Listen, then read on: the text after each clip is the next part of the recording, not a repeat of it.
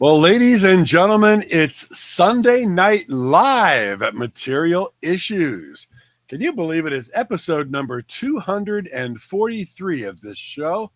I'm Mark Hershberger of Pop Detective Records. I'm over here in southern New Jersey, just outside of Philadelphia, where the temperature has been balmy. The snow is finally starting to melt.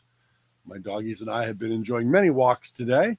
Happy day after Valentine's Day, everybody. And it's always good to see my very good friend from sunny Southern California and one of the best dressed Material Issues hosts I've ever seen, David Bash of the International Pop Overthrow Festival. David, how the heck are you tonight? Well, today is it's a tough day for me. Early this morning, like around 2 a.m, my dad passed away. Yeah. It was expected. A week ago, he had a an aortic dissection, which the cardiologists at the hospital said was one of the worst they'd ever seen. They didn't think he'd make it even 24 hours, but he made it for another week. For the most part, he was pretty alert and, smiling occasionally. He did want to get out of the hospital. When he tried, he always tried to communicate that, but he was weak, and the communication wasn't really easy. But I got to say my goodbyes to him. We never told him what was going on, but when we knew it was near the end, I think each of us said our goodbyes at different times, and. He was a remarkable man. And we had him on Material Issues, and that was quite a fascinating show when he was on. It was, and he was the second oldest guest we'd ever had at age 90. Yep, indeed. Thank you very much, Tim. But yeah, just an absolutely brilliant, remarkable man. I guess the intelligence skipped a generation, but I was going to say, I should have had a kid. That would have brought it back, but. Sorry to your sister and Joel too that it skipped a generation. Sorry. Appreciate that. But no, I now he'll be back reunited with my mom, who we lost almost 40 years ago. So that'll be a good thing. Knowing his wry sense of humor, he's probably happy that we're sitting here laughing about everything and whatnot. Well, I know one thing. He would want me to keep living my life, and yes, and when I go, I would want the same from Rena or anybody else who knew me well and liked or loved me. So yeah. Cheers. Yeah. Nice. But anyway, I don't want to dwell on it because I'm starting to get sad, and that's not what this show is about. Let's. Hey, and talking about what this show is about, look what I got in the mail today. I can't. It's you got it. Our guest from 2 weeks ago, Jeremy Clyde of Chad and Jeremy, autographed his new album and sent it to me. And he's 84 years old, putting out brand new albums, and that's his new Classics 20th Century Songs, all the wonderful covers that he did. And real nice bifold with a nice little booklet and biography, and the very classy Jeremy Clyde of Chad and Jeremy. He was pure class. Pure class. And we were honored to have him on the show. Talking about IPO, some good news there. It took a while, but we finally got our dates in Stockholm. We couldn't get all the dates we wanted, but we got June 6th and 7th, a Saturday and a Sunday, and we're going to go all day, both days. So we'll basically have as many slots for bands as we did the last couple of years. Very cool. So even though it's more concentrated, it'll be fine. So I can't wait to go back, and of course to Nostalgia Palazza. I mean, I would, if I had money, I'd fly out to Stockholm just to go there. But that's how amazing that record shop is. But, but also Stockholm is a beautiful, beautiful city. And anybody who hasn't been, I highly recommend it. The architecture, the history, the people are great. They all speak English. and so it makes communication easy. And yeah, we really love it. Just one record I want to talk about. Nothing majorly significant except for, well, the history attached to it. It's a late '60s band called Fargo, who had an album on RCA, kind of a bit of a soft pop album, I guess. But the reason I bought this yesterday, and the reason I did, it was, well, when I was brought up in New York, and you can you can corroborate this if you want, but I never went to any record stores that had play stations where Right. you could take a demonstration record and play it. I then started to see, shows TV shows based in California, where people were going to record shops and, oh, I really want to hear this record. Here's a copy I can play. It's like, I never heard of that. Well, it's true. In California, almost every record shop had a place to play records. This was a demonstration record from one of the most famous record shops in California in the '60s, Wallach's Music City. I don't know if you can see that. Yep. People all over the world had heard about it. So this is the record that if you wanted to hear the Fargo album, you would put on their turntable and play it. And if you wanted to buy one, you didn't buy this one. You bought a sealed copy in the front. Very cool. Yeah. So it was only $3.99 too, and I already have a copy of the record. But this is part of my. It's in building a library. This is just something else to expand the parameters a bit. So that's very good. Yeah, it was pretty cool. Anyway, I'm bending down here because I want to get another record, and that record is one that pertains to our guest. As I've said on Facebook and other places, she's best known for having a top 20 hit in early 1972 called "Don't Say You Don't Remember," which I'll never say that because I do remember. I remember the song coming out. I remember loving it immediately and hearing it for definitely about a month in that year. But she's done a lot more than that. She's been a voiceover actress. She's acted on Broadway, so she's a theater actress. She wrote a song for a Disney, a long-running Disney program. She's written scores for stage musicals. She's done lots and lots of stuff, and she's still doing it. This is the album that has the hit "Don't Say You Don't Remember" on it. It's called "I'll Make You Music," and it's on the Scepter label, which was a label that also had Dionne Warwick and B.J. Thomas, for example. And we have to ask our guests about this cover. It's something I actually hadn't noticed until a few days ago. This is an interesting, provocative cover. And I really have to find out how this photo came about. Anyway, if you don't have a turntable, but you want to hear her music, this is the CD to get. It's on Collectibles. It came out in 1997. Its title is the title of her hit, but it has the whole album on it, plus a couple of bonus tracks. So, there are other compilations out where songs have been re-recorded, but if you want the originals, and I would recommend it. Her album's very charming. It's got some really cool ballads and up-tempo on it, and she's got a great voice, and it's a fun early 70s album. But anyway, enough of that. Without further ado, would you please give a huge Material Issues welcome to Beverly Bremers. There she is. Hi, everybody.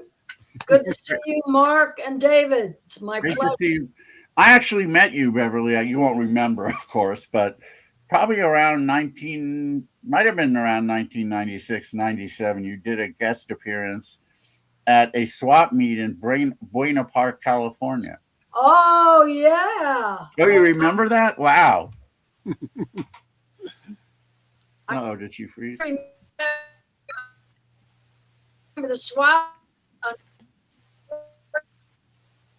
Uh-oh, is she frozen for you too? Yeah. I don't.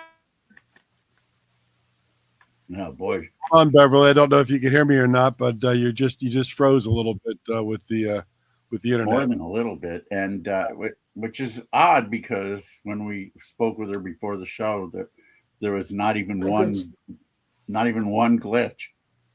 Maybe Beverly, if you can, maybe go back out. Go out and come. Oh, now you're back. Can you hear me? I guess not. We missed pretty much your whole response to me talking about Buena Park, and your connection's getting fuzzy now. There you are. Can you hear me now? Yes. Yeah, we can. So Okay. when he asked you about Buena Park, that's when the internet. I remember. Well, it was kind of a madhouse there. You know, there were people all over the place, and talking to different people. So yeah, that was an interesting experience. Seeing all the record collectors. You guys are a rare breed. Yeah, the world is very lucky for that. Seeing and unfortunately smelling them. I'm one who does I do keep good hygiene, but some of the other collectors not so much. Oh yeah. Well, I had a friend who was a collector, and he would go wherever, and he would put on the headlamp. Oh yeah. At night and look. He wrote a few books. Also, his name was Jay Warner, and wrote a couple books about various recording acts and old records and stuff. So he was a character. I'm sure. Yeah, I've met a lot of characters. I just wanted to mention that collectibles is now a collectible. They're charging tons of money for it because the license was taken away or something. Oh, so you can get my album on my website. And I have that available on my website. And you have this available on your website? I don't have that. I have like one, which I'm probably not going to sell. Right. But it's my own packaging of it.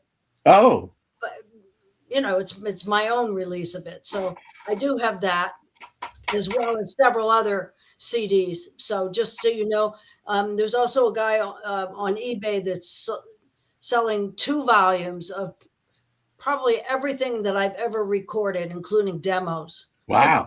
I'm gonna have to find that guy. It's the complete Beverly Bremers, volume 1 and 2. So he's got that on eBay.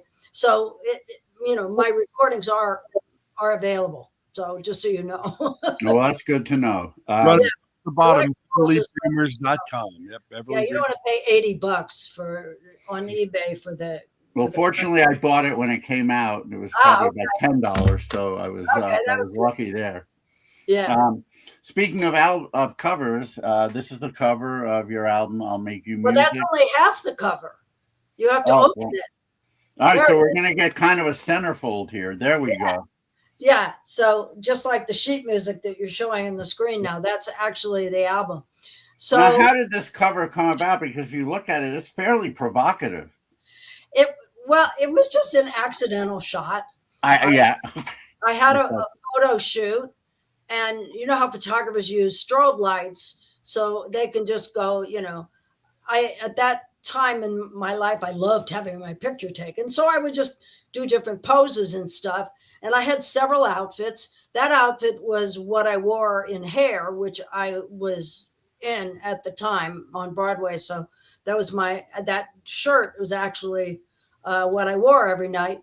But what happened was I was just posing or whatever. And then I just spontaneously jumped up and he got the shot. It wasn't planned. We probably would have never been able to recreate it. It was just one of those accidental shots. And we had already had another shot in mind with a different outfit and everything. So that was just like an extra. But when the record company saw it, they were like, oh yeah, we're using this one.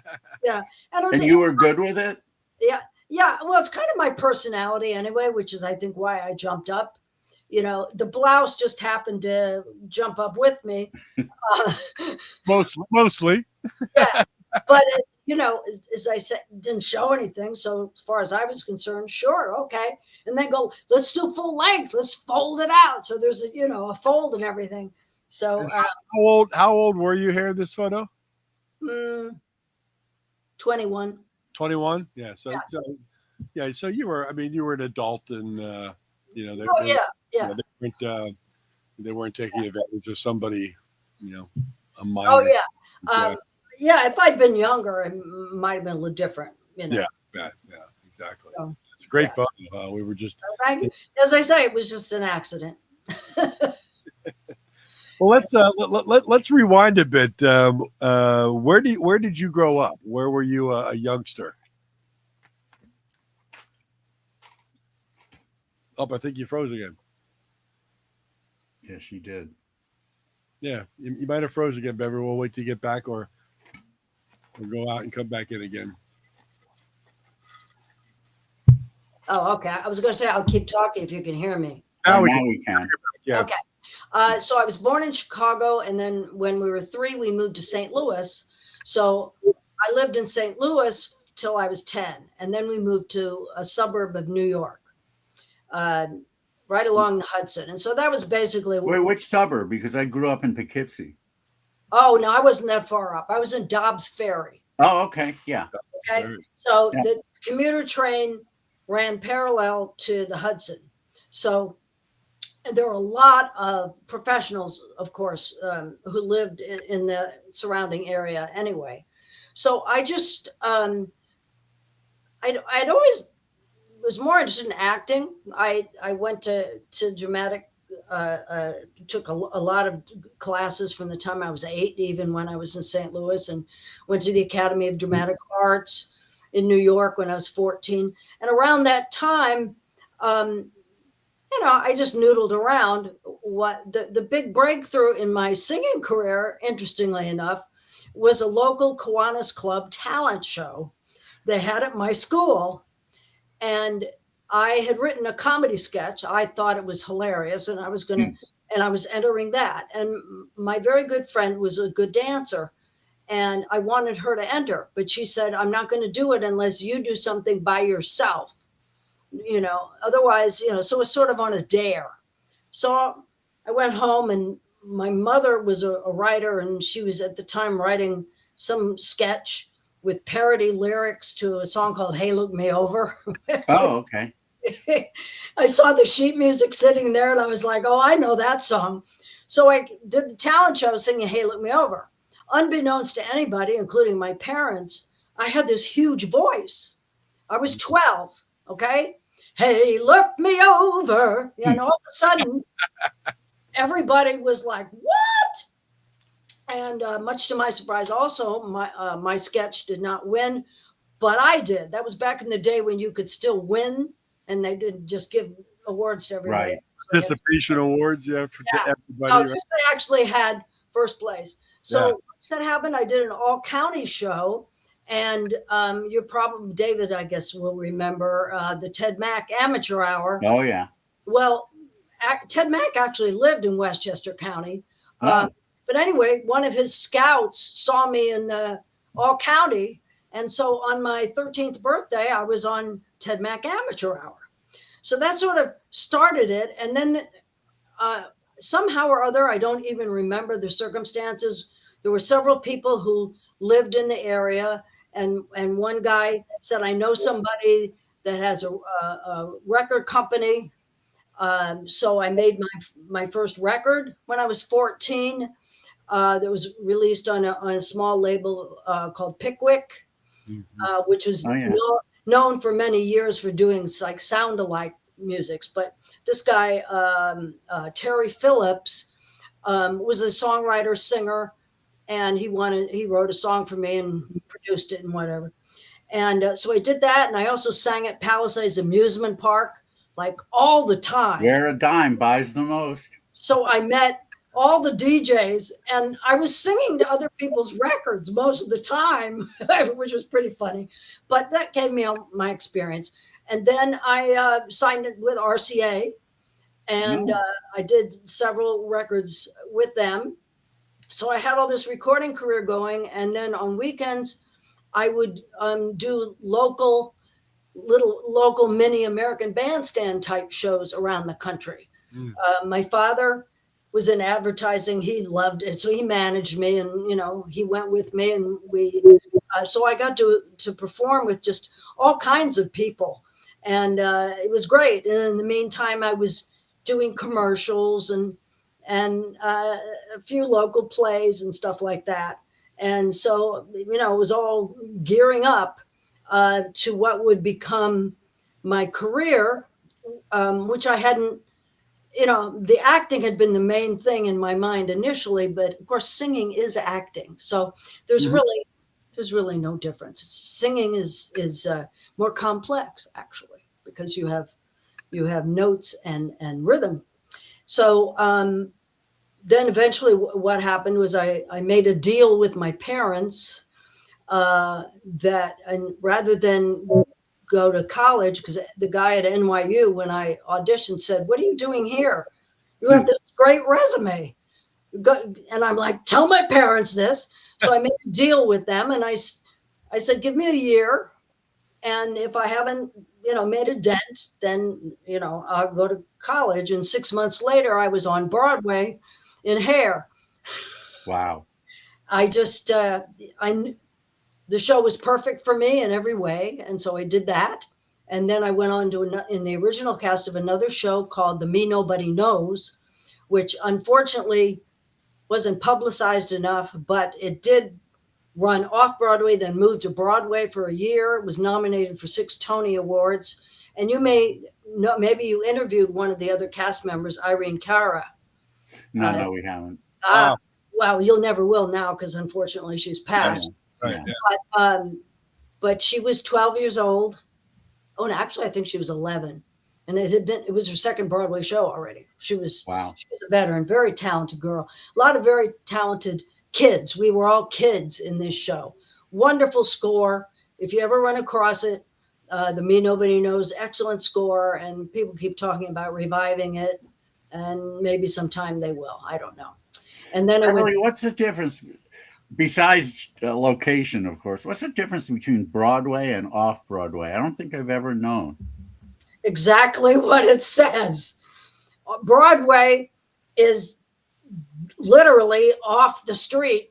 Broadway, as far as, the Times Square area, that's Broadway. Off Broadway is like the East and West Village, or other locations that are not close to the Times Square area. So, but all generally smaller theaters. Smaller. So status-wise, it's also not Broadway. Well, yeah, it's not Broadway, but it's still New York City, and it's still New York City theater districts, and very reputable. Yeah, to be in an off-Broadway show is very, very good. We were lucky in that we were a huge hit off-Broadway, and then there was an off-Broadway strike. And what do we do? What do we do? And the producers decided, let's move the show to Broadway, because we didn't get any bad reviews. So, it was great. And, it was, I loved the theater. Theater's great. It's kind of a grueling life because you do 8 shows a week. And wow. For several days you do 2. And so it can become a lot. But you get used to it. And so I did all that. And then in the meantime, while I was in The Me Nobody Knows, I was doing the cast album. They always record cast albums when everybody's exhausted. Instead of waiting a couple of weeks, they do it on the first day off that you've had. But anyway, there was a guy there, hippie guy, in the control room, and on the break I went over to him. He was very cute, and like, "Who are you?" And he laughed that he was the publisher of the music. So long story short, I literally bumped into him on Broadway like a week later, and under his arm he had the test pressing of the album, and he said, "You want to hear it?" I said, "Of course I want to hear it." So I went to his office, and we talked and whatever, and he ended up asking me out to dinner, and that was it. He I'm still married to him. Oh, that's wonderful. Yeah. Happy Valentine's But Day. he also, in the meantime, he said, you should be recording again. Let me talk to some of my writers. Let's get something going. So he talked to Helen Miller and Estelle Levitt, who were at Metro Media Music, where he was, and they gave me Don't Say You Don't Remember. And David and I, my husband, pooled our money and did what they used to do back then, which was called it was a master recording, but you would only pay the musicians and the studio demo rates. So it was cheaper. And the plan is that if you sell it, this master to the recording company, then you pay everybody, their main rate. So that's what we did. We shopped around, and Scepter Records loved it. And there you go. Now, what's weird about this record is it was happening all while I was doing The Me Nobody Knows. And it was a hit in different areas at different times. So this was the end of 71. Okay, I don't know if you remember this, but I don't remember the exact month, but it was at the end of 1971. And it sort of run its course. We were happy. It made the Hot 100. Okay, good first effort. We recorded and released a second record.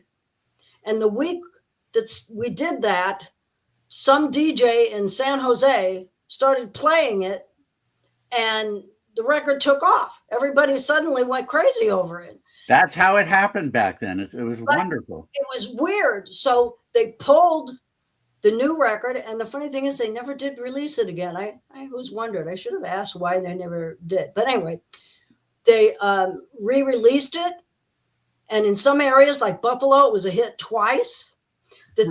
This record was on the charts for 9 months. Wow. Yeah, because of the different cities.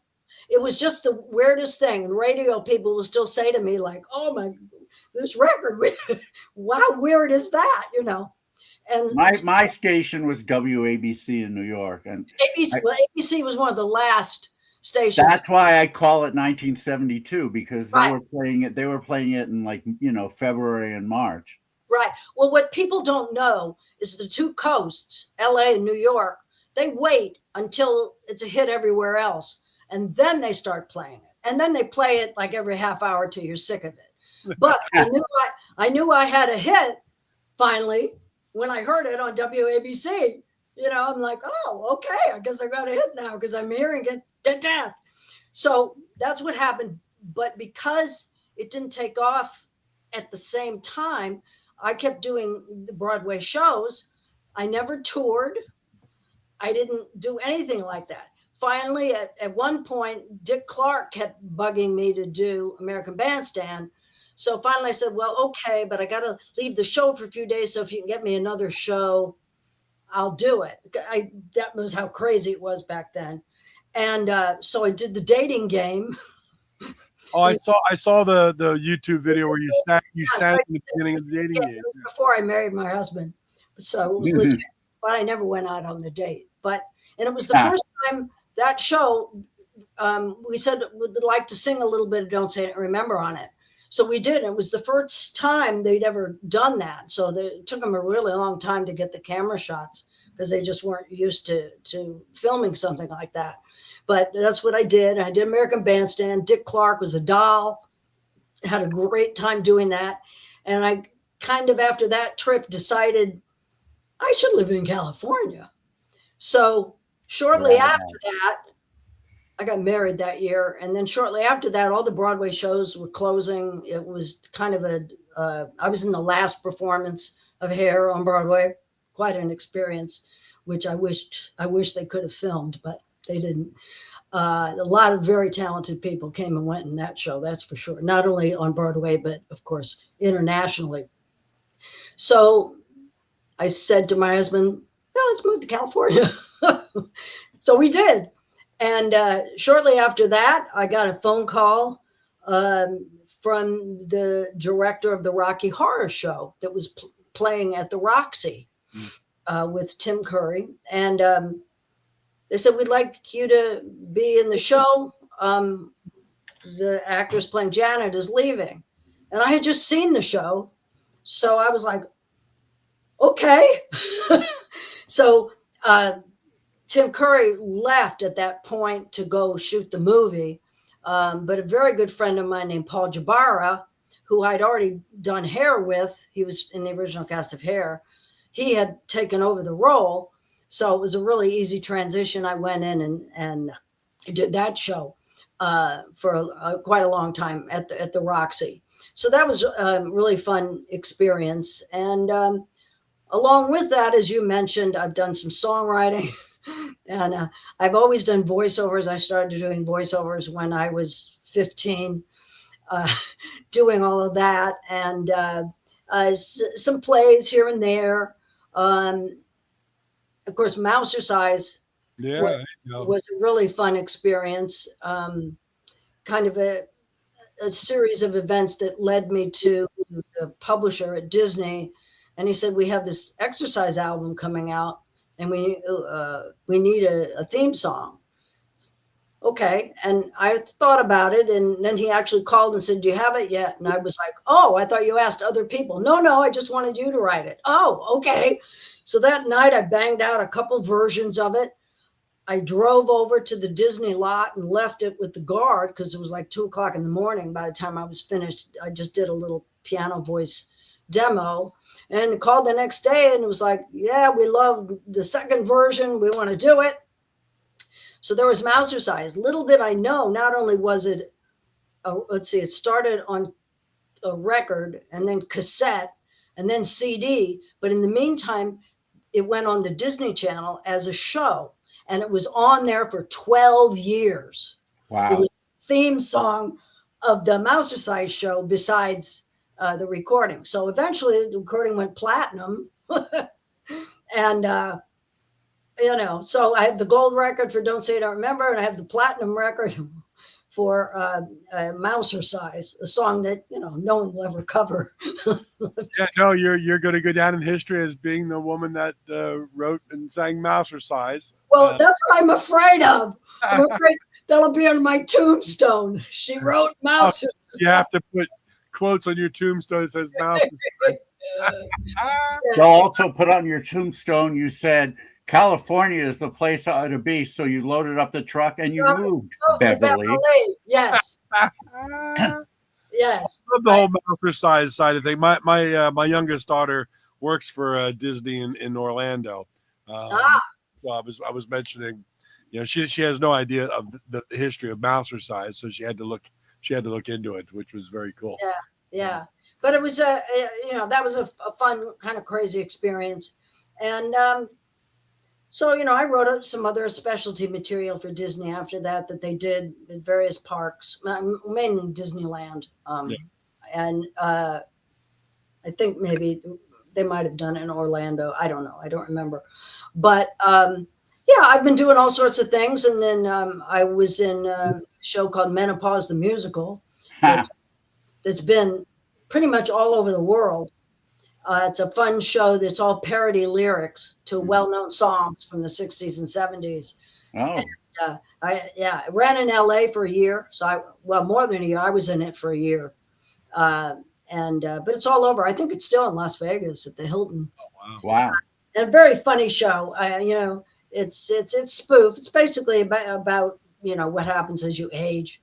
It's not specifically about women, even though, of course, obviously the title it hints at that, but really men enjoy it too. So it's so I did that. I'm doing all sorts of things.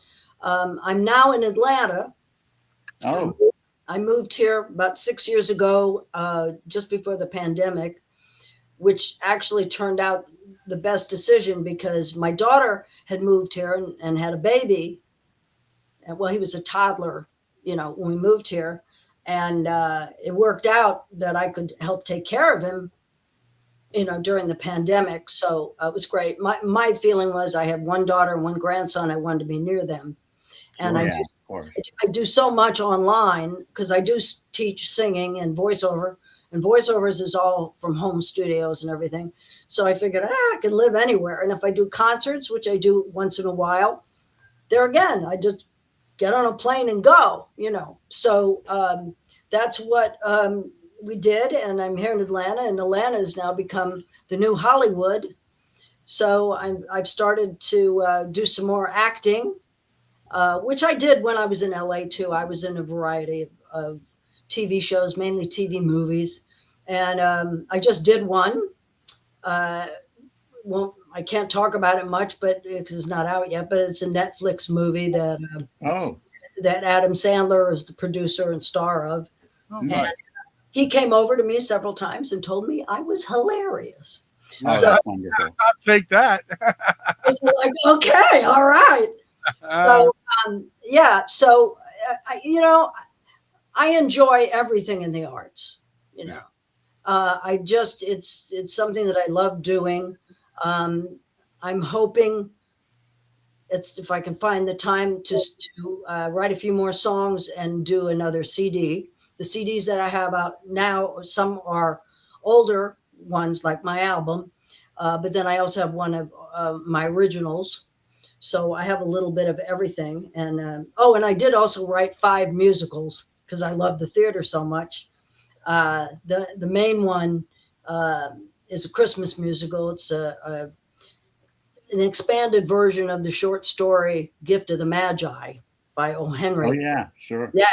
And so I got a publisher for that. And so every year there are theater groups that perform Gift of the Magi, the musical.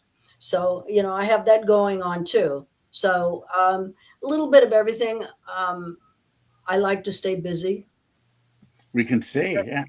You've had a remarkable career, I have to say. And So I have a lot of fun. And I'm just now really gearing up to get more active with social media. It is time consuming. So it's like, okay, I gotta try to do some reels or something on Insta and TikTok, which I haven't done yet. But I've got a couple of ideas now that I think maybe I'll present shortly. Can I interject and say that you could actually do a parody of don't say you don't remember. You could act much older than you are and say, I've got to say I don't remember. Yeah. Well, I do say that often anyway. People ask me, when did you do that? And I'm like, I don't remember. I gotta say, don't we all? Yeah, that's an idea. Do a parody lyric for that. Yeah, absolutely. When you were 14, Beverly, and you had your first single out, physical single on Pickwick, what were you that cool that you could walk around with your friends and just have your single in your hand and be like, yeah, this is me? Or did you not really understand how cool it was to have a 45? I mean, I understood and was proud of it and everything, but I was very active in my school and had, a big group of friends and whatever. And no, it was never a big deal. Everybody, I became like the town star, but I didn't walk around boasting about it or anything. No, it's just kind of cool to be that young and you've got a physical 45 that this is stuff like David and I say, you see it in the record shops. These are people that are on the radio. You don't know these people. These are people that are, what you're buying from Stat. And here you are at 15, with your own 45. Beverly, what did it feel like the first time you heard one of your songs on the radio? I was in a clothing store. Wow. And I heard it and I was just smiling ear to ear and I was sort of looking at people like, that's me. Nobody had any idea what I was talking about. Like, but it was exciting because it seems like it's another person. Suddenly it's not you, it's that person. Yeah. So it's an interesting way of looking at it. It's almost an out of body experience. One little side note about my first record, it was called We Got Trouble. Have you heard of Northern Soul? Sure. Well, 5 tons of compilations of Northern Soul. All right. Well, I'm a big Northern Soul, I wouldn't say icon, but they're into me. Really? I didn't find this out until sometime in the mid 70s. Somebody emailed me, and I used to go by the name Beverly Ann because I thought my last name was too difficult, because even when I spelled it with two E's, people still said Bremer and whatever. And I was just like, however you say it, just play the record. I don't really care. But at the time, we decided, okay, Beverly Ann would be the name. And this guy wrote me and he said, you know, I listened to Don't Say I Don't Remember and Get Smart, which was the B-side, and your RCA, you know, I'm coming home. I had another one called You've Got Your Mind on Other Things. They go, you sound just like Beverly Ann. Are you the same person? Oh, wow. And I was like, well, you have really good ears. And I said, yes. And he said, because you're very big with Northern Soul. And I was like, what the heck is Northern Soul? So I Googled it and found out, unbeknownst to me, that for quite a few years, the B-side of Don't Say I Don't Remember and my records with RCA, and in some cases, We Got Trouble, were these big hits in Europe with these Northern Soul aficionados, I suppose you would call them. They had their own magazine, their own radio station. They would have events, big dance events and whatever. And, you know, I didn't know anything about it all that time. And then I found out they've actually released CDs, Northern Soul CDs that I'm on.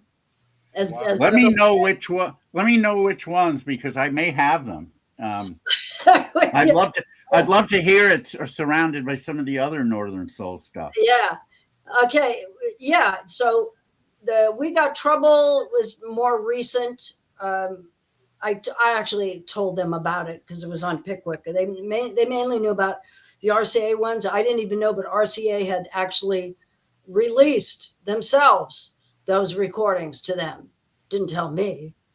Didn't say any money for it either. But they had a convention in LA a number of years ago that I went to, and they had all of us there signing. I was signing, like I had one called He's Coming Home. It was going for $50 a pop. Wow. You know? And then people were having me sign posters, sweatshirts, chests. I think I signed one guy's chest with I was like, okay. Yeah, why not, right? Hey, okay, it's probably going to wash off, but all right. So that was kind of interesting to me, that the idea was, and when I happened to write the main guy who had started it, and I was planning a trip with my daughter to Europe, and I was going to London, and so I wrote him and I said, you know, it's me, and would you like to meet? And he flipped out. He goes, yes. So I ended up meeting up with him, and they took me out to dinner and, you know, stuff like that in London. So the story is that he and another guy came to New York, I guess in the early 70s somewhere, and found all these records that they thought were soulful or had a great beat, but they didn't want the hits. They wanted the B-sides. Sure. Yeah, or songs that were never hits. Like there'll be a Supremes record that was never a hit. They'll have that, you know, they'll have things like that. So they had the B-side, a song called Get Smart. It's the B-side of Don't Say Don't Remember. That's a very popular one with them. And they know me as Beverly Bremers for that. But then they also have You've Got Your Mind on Other Things and He's Coming Home on RCA. And I guess maybe the B-sides of those too. But that's, you know, it was a little fun perk. You know, this Northern Soul thing was like a kind of a secret cult. Yeah. Oh, I have a book on Northern Soul, and it's amazing. It became such a culture. The way people are carrying talc around, dressing in shorts. Yeah, I mean, in Northern England and all the clubs when they were playing this stuff, and DJs used to compete with each other, like who has the rarest record. Well, yeah, one of my records, I believe, is in that book, and it's worth quite a lot of money. So if you ever see it on eBay, I've seen it a couple of times. Wow. Yeah, I'm in there. Yeah. Oh wow. I need it. That's pretty cool. Yeah. At the end of then this is really amazing. At the end of this book, Kev Roberts, the author, That's Ken. he has a bunch of lists of, he likes them, as do I, but top 10, whatever. One of them was top 10 Northern Soul records that actually didn't exist. The ones that DJs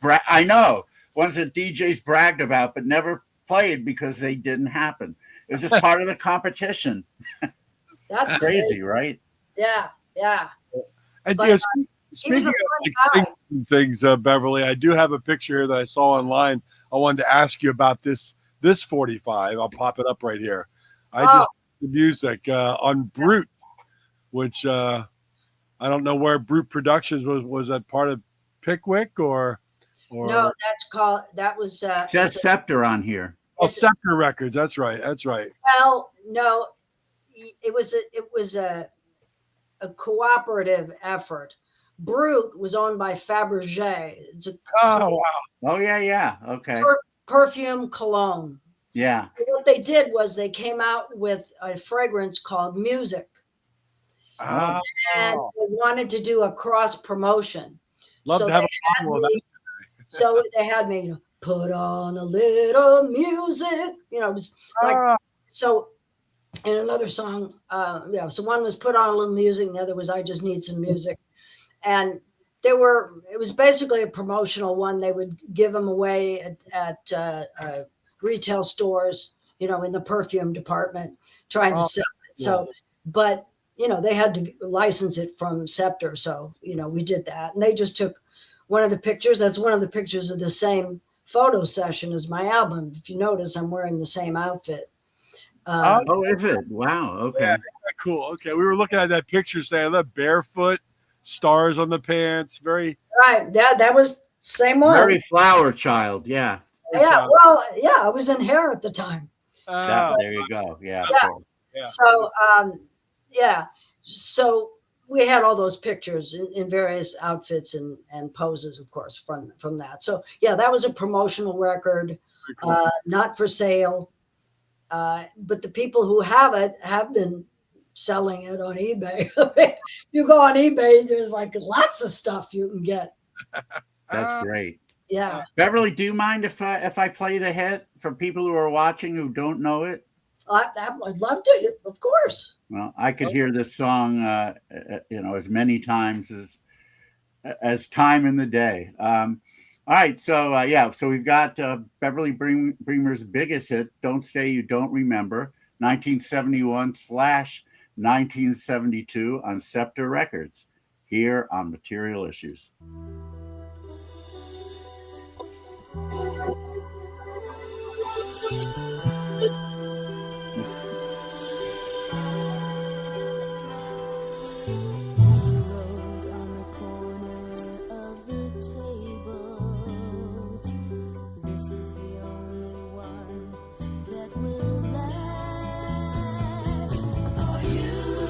For me, for always.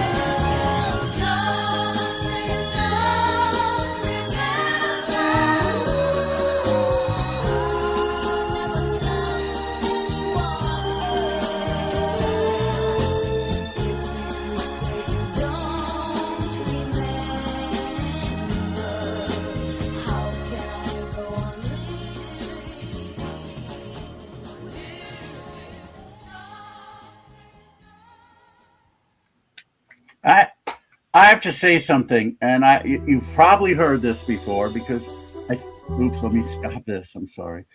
Oh, Mark did good. You've probably heard this before, but when I first heard "Don't Say You Don't Remember," I thought it was Donny Osmond. You've heard that? I have. At that time, I was very fascinated. You know, I'd heard about, I hadn't reached puberty yet. I was still 12, yeah, or 13 at that point. And I followed it kind of through Donny Osmond, listening to his voice change. And "Don't Say You Don't Remember" seems to be in the same range as his voice was when it was probably about 2/3 changed. And you've had other people tell you the same thing? I have, yeah, I have. And interestingly enough, Marie Osmond eventually recorded it. Oh, well, that makes sense, yeah. Oh my gosh. So I'm sure people said it to him. You didn't do this? And who knows? You know, you never know whether to be insulted or flattered, but it was like, whatever. You know, we purposely double voiced the voice. The whole idea was to make it sound like a 60s girl group. That was our concept. So some people even think it was the 60s. In fact, it's shown up on 60s compilation. Sure.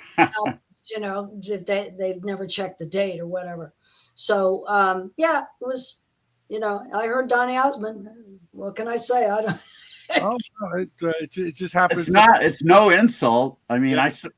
Even though as a boy I couldn't admit to loving Donny Osmond, I did. So it was a compliment. Yeah, I doubt he would have sung it the same way though. But. That could be true, but a lot of it's also the arrangement of the horns and the keyboards and things. Well, you might be interested to know who the arranger was. A guy named Charlie Colello. Oh yeah, who was he actually became one of the Four Seasons. Yeah. He not only arranged many of their records, but later on after this, he became one of them. He was a Jersey boy. Yeah. He literally was, you know, so Charlie was very talented. Well, he's still around. I don't know if he's working anymore, but he's a very talented arranger.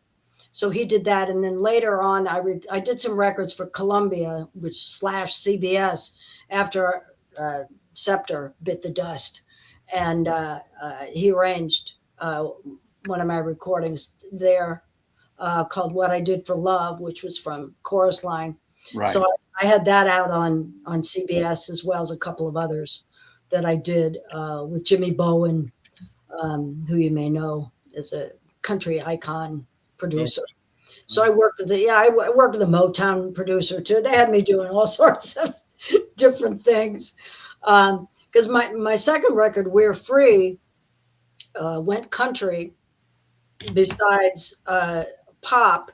It would have been bigger, but it was banned on a lot of radio stations. They thought it was too much free love, talking about living together without being married. We didn't think anything of it. In fact, the guys who wrote it wrote "Tie a Yellow Ribbon Around the Old Oak Tree." Oh yeah. Yeah. They none of us, it never dawned on us that somebody. No pun intended. No pun intended, yes. It never occurred to us that anybody would be offended. And it was huge in the South. Okay. The Bible Belt was huge in Canada, but the two coasts. So you never heard it in New York or LA for some crazy reason. So it still was top 40, but it would have done even better if they hadn't banned it. And it's kind of ridiculous because, you know, a year or two later, you know, Elton John came out with "The Bitch's Back" and all this other stuff. Yeah, of course. Why did you ban this? You know, it was kind of crazy. But well, at least Casey Kasem at least you heard it on American Top 40. Oh yeah. Well, you know, he took that over from Dick Clark, and the information he gives on there is all from my interview with Dick Clark. He just okay. Yeah. It was doing American Bandstand was very interesting in that he was the only host. I did a bunch of talk shows during that time: Tonight Show, Merv Griffin, David Frost, Mike Douglas. I did them all.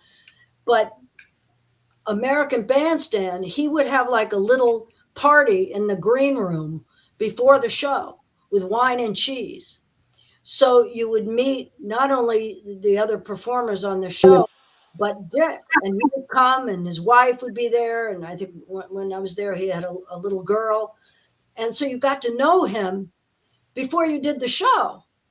And they also loosened you up a little bit because you had a little wine. So you were like, yeah, Dick, how you doing, Dick? So, but he's the only host that I've ever heard of that met everybody prior to the taping of the show. So that was very nice. He was very warm, giving, friendly, special guy. Now, so, is your performance from Bandstand available anywhere, or is that part of the lost years? Because I know they have lost years of part of the lost years. Yeah, see, that's all the talk shows that I did, with the exception of 2 Mike Douglas ones, because I did Mike Douglas like 4 times. I loved Mike Douglas. He was also great. They're all gone. Yeah. At the time, what were they thinking? They didn't know about reruns, so they would tape over the old tape to save money. Yeah. So anybody who was on any of those shows during the period, I don't know, it was like 70 to 73 or 74, something like that, they don't exist. Yeah, yeah. It's tragic, really. The only way you could be lucky is if somehow somebody, a TV station, might have had on a beta or whatever the tape format at the time, and luckily it's saved. But yeah, there's about a 4-year period there where all the Bandstand shows are just gone. They were recorded over and they're just gone. Ridiculous. Yeah, I even wrote the other group that was on with me, Malo. Suavecito, yeah. Yeah, and I asked, if they had it, and they were like, no, we don't have it. So I have it on eBay. You know how you can ask for them to search stuff? That's one of my searches. I'm hoping that maybe somebody recorded it off the air. That's all we can hope for. We had a good friend of ours, Frank Sessage, of the band Blue Ash. Blue Ash was a Youngstown band, and they were on Raider Record in 1974. And where you can give it, I give it an 88. You can dance to it, blah blah blah. And that's the only time they appeared on Bandstand was their name on Raider Record. But that's gone. That's part of the gone. Yeah. And he's been searching for 50 years to try to find the tape of that. It just I'm always I'm always hopeful. But the Dick Clark production company, they had even interviewed me. It wasn't Dick Clark, it was someone else there that I was in touch with them quite a few years after, and they looked for me. They searched, and they said, no, it is just gone.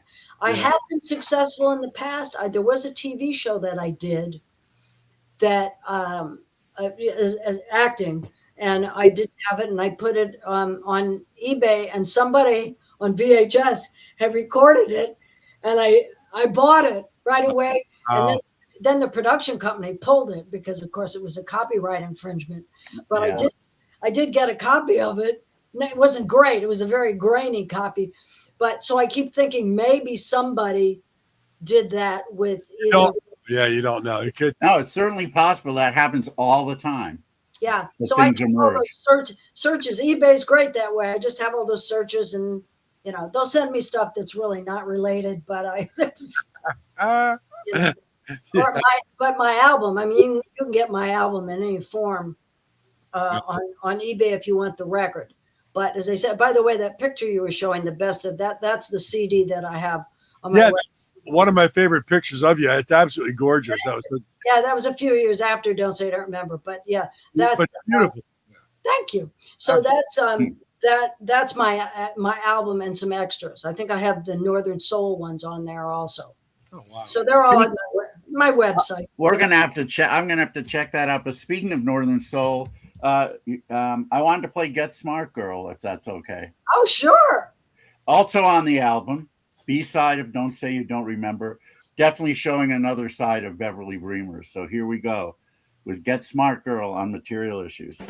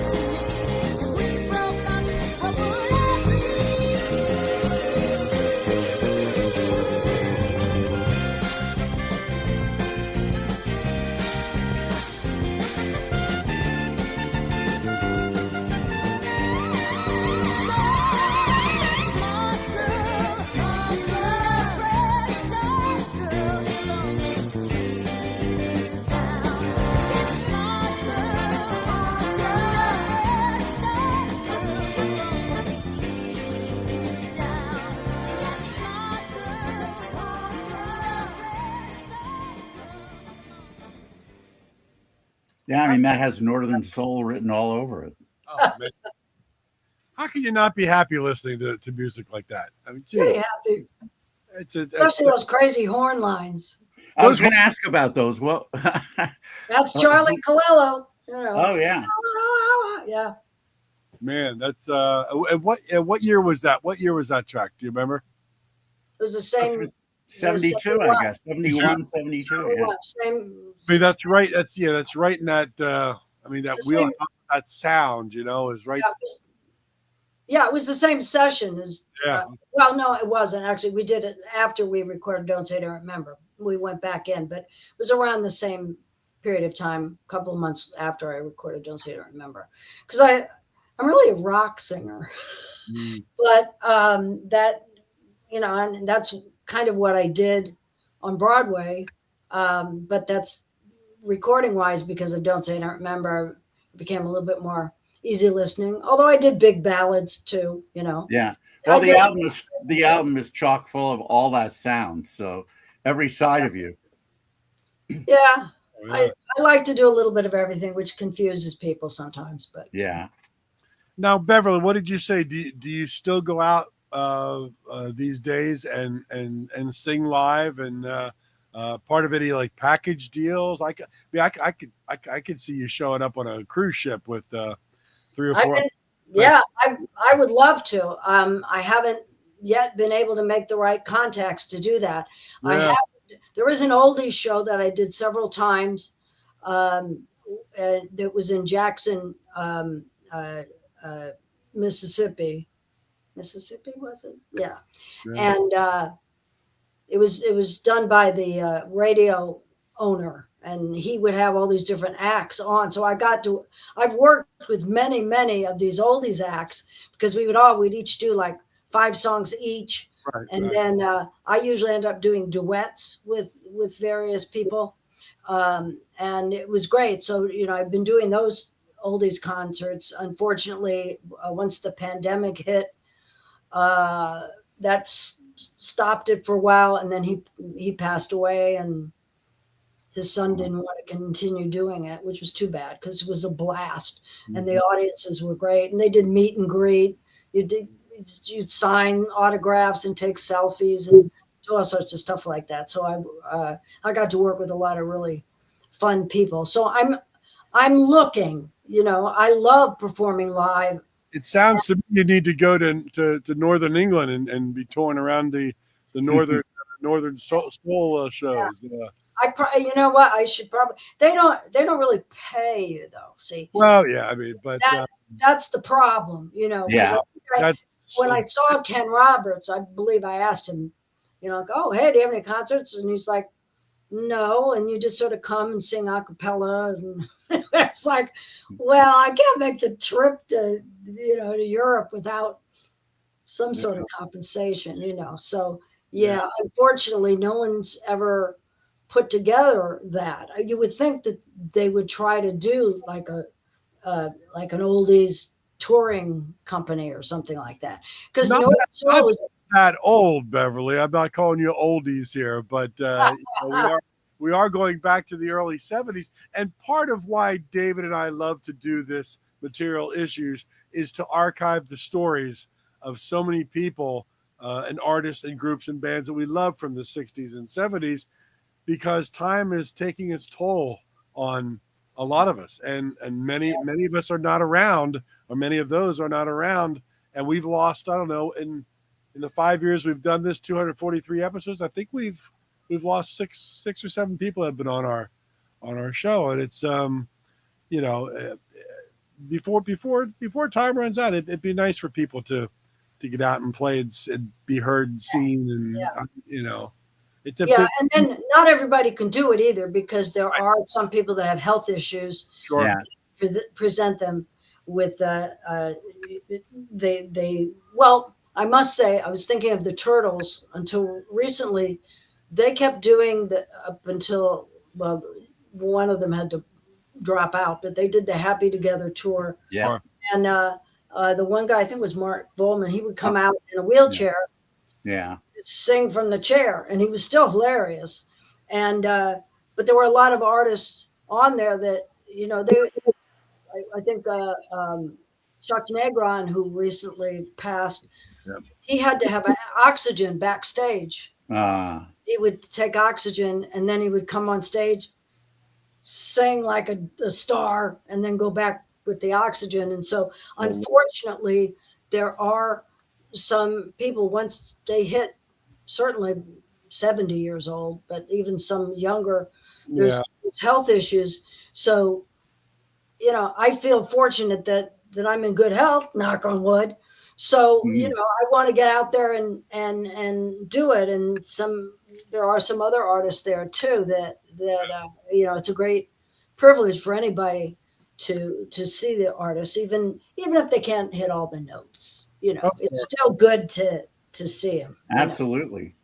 Oh, indeed. Yeah. And you're so full of energy that, yeah, we need to get that out there for sure. Yeah.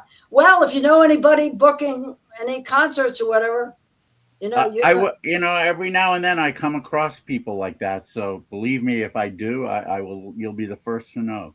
Well, thank you. Yeah, you have all my info, and anybody listening, hey. And BeverlyBremers.com is going across the bottom of the screen. Anything you want to know about Beverly, picking up some CDs. I believe you'll sign some CDs through the mail too, on your website. I have pictures too. And pictures, everything's out there. So yeah, please check it out, BeverlyBremers.com. And don't say you don't remember. I just had to get that in.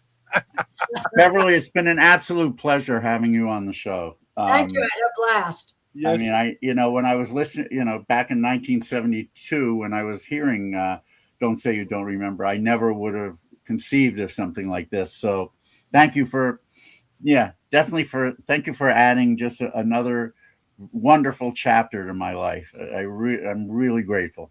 Well, it's my pleasure. It was great meeting both of you. And it was fun. It's always fun talking about the old days. Why not? Why not?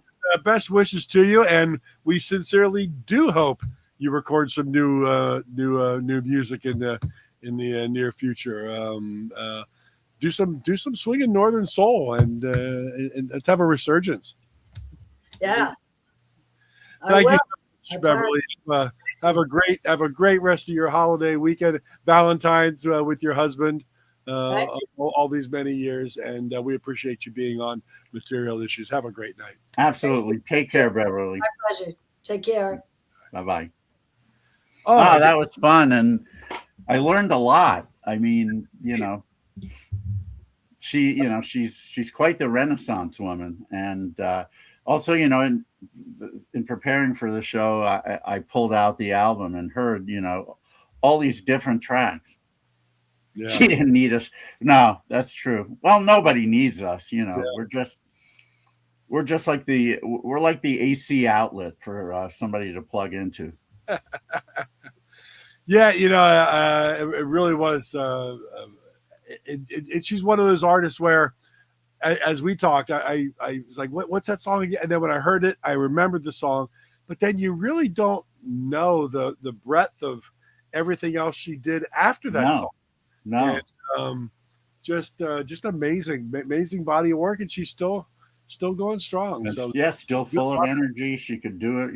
She can do it all now. Very nice.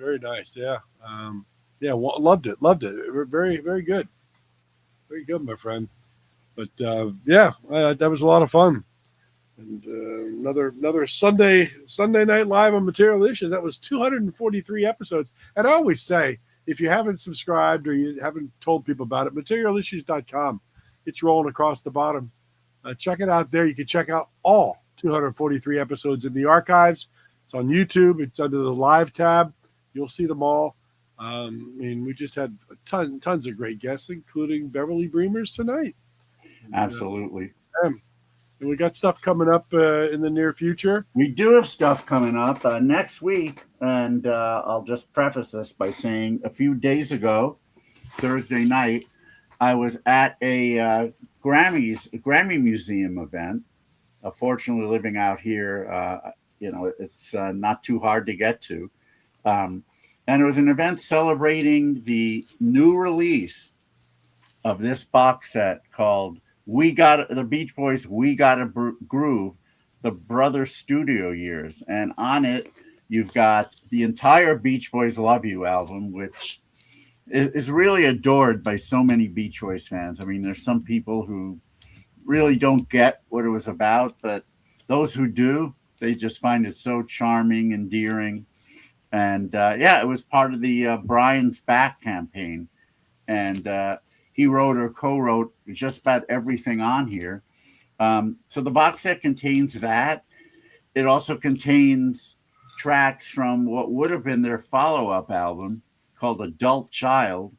The label didn't like it. It was definitely something that was kind of, in a way, a 180 for the Beach Boys, sort of a Frank Sinatra type album, doing those kind of ballads and a few swinging tunes. It actually was very cool. So there's tracks from that. There's tracks from 15 Big Ones, which was the album previous to the Beach Boys Love You that started the Brian Is Back campaign. And also a bunch of bonus tracks. There, demos and outtakes of certain songs, much of which was previously unreleased. So it's very, very cool. And I really have to thank Universal Music for doing this, because this wasn't their most popular period, not by a long stretch. But it's great that they've really devoted a lot to the Beach Boys 1970s period. And we're very grateful. Anyway, so the event featured people who worked on this release, as well as some of the engineers that worked on the 70s albums. So we had Earl Mankey, for example, who was a member of Sparks for a while, right, yeah. And also, but better known as a producer and engineer. And he was one of the engineers on Love You, and I think also the Adult Child sessions. I could be wrong. And beyond that, Mike Love appeared, and he gave a 10-minute talk about that period, the Beach Boys Love You, Adult Child, what they were going through at the time, what Brian Wilson was going through, and it was very touching, actually. And I know a lot of people don't like Mike Love, and I totally get that. But there's another side to him as well. And now that he's 84, I think also he's mellowing quite a bit. So that was a real treat. But anyway, so we have the producers and overseers of this box set as our guests on Material Issues, Mr. Howie Edelson and Mr. James Size, coming up on next week on Material Issues. And boy, do I have a lot of questions for them. A lot of it has to do with songs they chose, songs they left off, songs that they didn't leave off. That let's put it this way: in this politically correct age, one of the tracks they could have used was left off. Another one, and only because when Universal put out the Sometime in New York City album box set by John Lennon, they did leave a particular track from that album completely off the box. So I wondered if maybe they were going to do it with a track I'm thinking of, but they didn't. So I have questions about that, and all kinds of things. It's going to be fun. And this by the way, this box set just came out, but you can't get it in stores or on Amazon or any of those. You have to go right to the Beach Boys website. And they only printed up a very limited number of copies. They didn't think it would sell, but it sold out really quickly. Wow! And so they've printed up more, and I think they'll probably print up as many as necessary. But if you don't want to snooze on this. If this is a period that you really liked, I would suggest going to the Beach Boys website, getting it now, before it does sell out again, and maybe they just say, well, that's it. Whoever snoozed lost. So anyway, Howie Edelson and James Size, the producers, overseers of We Gotta Groove, the Brothers Studio Years. What's it going for on the website? Do you know? I don't know. I was fortunate enough to get a promotional copy because I'm writing a review of it. But so I don't know. I imagine over 100. Yeah, I'm just looking to see if there's the Beach Boys. We've got a groove.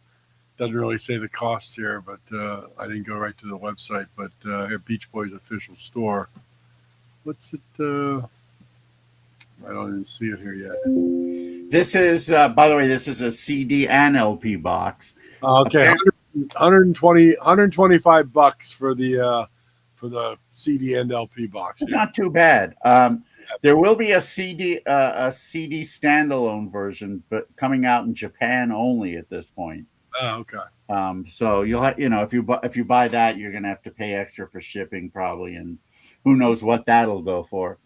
I'll probably get that too because I'm crazy, crazy collector. One of those people Beverly was talking about. Yeah. And all right, so yeah, that should be a lot of fun next week. And the following week, we've mentioned this one a few times, but our guest is, as I like to say, the David Cassidy of the next generation, a total heartthrob. If 16 magazine was still around, he would definitely be on the cover of it many times. And he was on 3 major labels, and one with his band Candy, who released an album called Whatever Happened to Fun on Mercury Records. He was on MCA, recorded a whole bunch of stuff that sadly has not come out, but hopefully one day it will. And then on Hollywood Records, which was a major in the late 90s, where he released a few albums and had an almost hot 100 hit. It was Wake Me Up When the World Is Waking Up For. People told me they did hear it in supermarkets quite a bit, if not on the radio. But hey, if I heard a song of mine playing when I was in Gelson's or Ralph's, I'd be thrilled. Anyway, since then, he's recorded several albums, still recording, still going strong. Mr. Kyle Vincent will be our guest on March 1st on Material Issues. And the other thing that we have now, after 2 failed attempts, we finally did a pre-record with Ronnie D'Addario, the dad of the Lemon Twigs, and a great singer-songwriter in his own right. We recorded that one, and we'll announce when it's going to air. So for those of you who've been frustrated by our failed attempts, never fear. You're going to get your wishes. It's coming. And it was a lot of fun. It was a lot of fun interview. Yeah, it was a great interview. It went a long time. Yeah. Because he's had quite the career. Yeah. And so that's what we have going. We've got other irons in the fire. We'll certainly we'll certainly make things happen. We'll reserve a date for when I can play some of the 2026 releases that have come out, and there's been a lot of great stuff so far. So we'll definitely devote a show to that. Probably sometime in March, I imagine. Yeah. So we always got stuff going on, and stick by materialissues.com or join the Facebook group, and you'll be notified on Friday. David sends a little message out saying what we got going on Sunday, and we hope people keep sharing and tell people about it, and we'll keep doing it as long as we're enjoying it and people are digging it. We're going to archive this stuff. You betcha. It's great. We love it. 243 episodes under our belt. Wow. I thought this was 244. No, or is this 243? Oh, 243. Okay. Yeah, that's right. Yeah. At this point, who knows? 240. I mean, that number. I'm a numbers guy as far as just time and numbers, and I always think about stuff. It's hard to wrap my head around the fact that we've done 243 episodes. You look at successful TV series, and they're like, well, we did 180 episodes, over 10 years or whatever, and it was great. I'm thinking 180, damn, we've done 243 episodes. That's a big number. Well, fortunately, we're not under the constraint of having to produce numbers, if you know what I mean. Exactly. So, as long as the internet exists and we're both healthy, we can keep doing this as long as we want.